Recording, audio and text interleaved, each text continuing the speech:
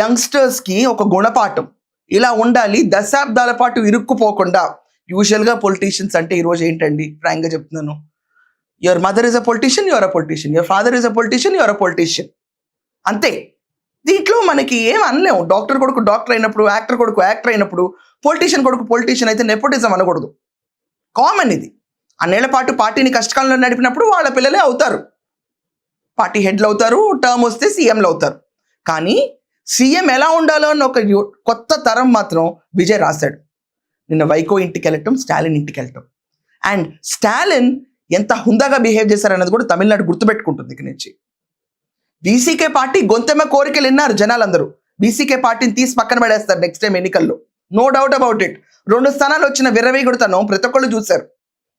Chennai mayor కింద కావాలి ఒకటి, డిప్యూటీ సీఎం కావాలి, తిరుచినపల్లి ఈస్ట్ కావాలి, ఇన్ని కోరికలు కోరుతున్న వీళ్ళు డిసైడ్ చేస్తున్నారు విజయ్ ఏ ప్రాంతాన్ని వదిలేయాలని కూడా. సో వీసీకే పార్టీ విషయం పక్కన పెడితే మిత్రపక్షాన్ని పంపించి ప్రభుత్వం ఫామ్ చేయడానికి స్టాలిన్ గట్టిగా నో చెప్పుంటే ఎవరు వెళ్ళేవాళ్ళు కాదు.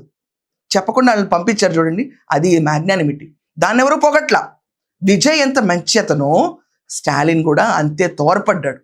ఈ విషయాన్ని మర్చిపోకూడదు. ఈరోజు సుస్థిరమైన ప్రభుత్వం 150 స్థానాలకు పైగా టీవీకే పార్టీ ఫామ్ అవుతుంది, 13వ తారీఖు బల పరీక్షకు నిలుపుతుందంటే దానికి కారణం స్టాలిన్ కూడా. ప్రజల మ్యాండేట్కి తల ఉంచడం, అది డెమోక్రసీ. ఈ డెమోక్రసీలో ఎవరికి వాళ్ళ రోల్ చాలా బాగా ప్లే చేశారు. దాన్ని ఎక్స్టెండ్ చేసుకుంటూ కర్టసీని నెక్స్ట్ లెవెల్కి తీసుకెళ్లాడు విజయ్. అంతే తప్ప విజయ్కి అవమానమైంది, స్టాలిన్ అవమానించేశాడు, కుర్చీ ఎక్కడేయాలో తెలియదు,